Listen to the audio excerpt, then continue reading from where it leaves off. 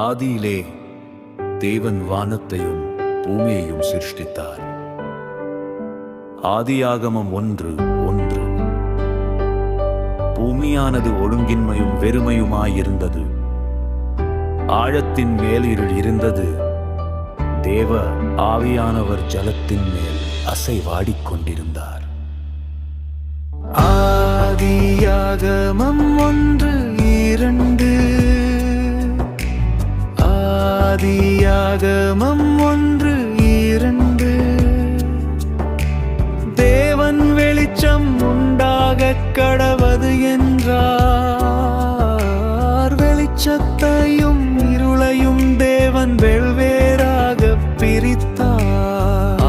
ஆதியாகமம் 1:4. ஆதியாகமம் 1:4.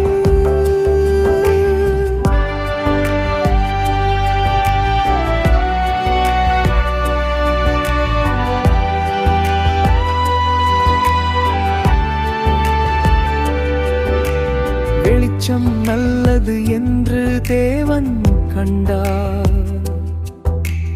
வெளிச்சத்தையும் இருளையும் தேவன் வெவ்வேறாக பிரித்தார்.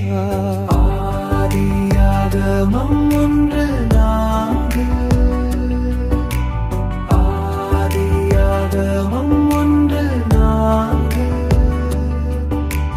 தேவன் வெளிச்சம் உண்டாகக் கடவது என்றார். வெளிச்சத்தையும் இருளையும் தேவன் வெவ்வேறாக பிரித்தார். ஆதியாகமம் 1:4. ஆதியாகமம் 1:4.